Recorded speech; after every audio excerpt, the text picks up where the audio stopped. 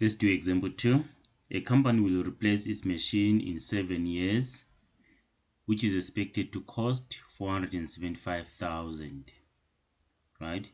In order to ensure that the company has enough money to purchase the machine, they start a sinking fund, which earns an interest rate of 9% per annum, compounded semi-annually. Right? What is a sinking fund? A sinking fund is like a savings account. You're saving for the future.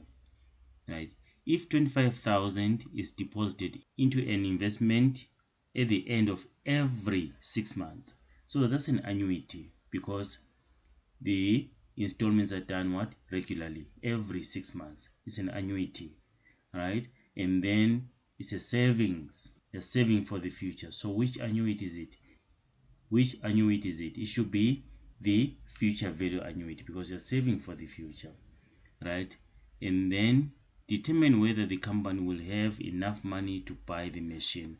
Want to see if the money they are going to be having at the end of 7 years will be less than 475,000 or more than 475,000, right?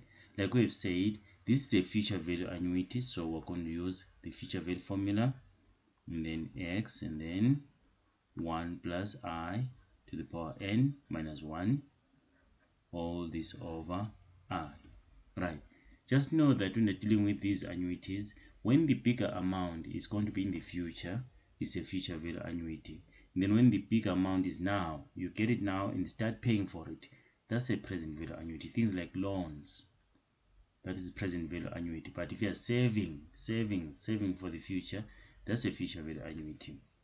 And then from the information, what we have our interest I, 0.09, that is 9%. 0.09 divided by 2 because it's compounded semi-annually. Semi-annually means twice in a year, right? And then we have our x. What is x? That's the installment every 6 months. That is 25,000. So that is 25,000. What else do we have? We have n. Remember, n is the number of payments. N is the number of payments.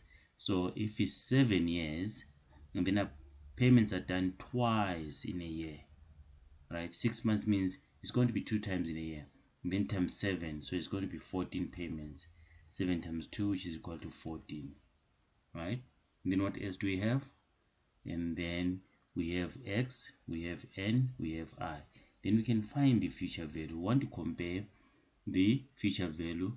We're going to compare it with what? With this amount, 475,000. Right, let's just substitute into our formula.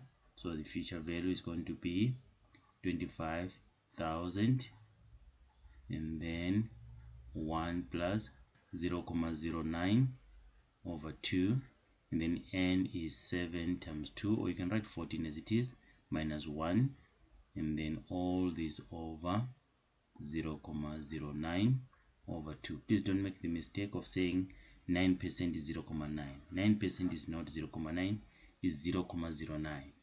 Okay, 0.9, that would be 90%. Right, this whole thing, you can put this whole thing in the calculator as it is. Don't change anything. Just put this in the calculator, and then you should be able to get that this will amount to 473,302,7342. Now we can round off to 2 decimal places. This is 473,302 rand and 73 cents.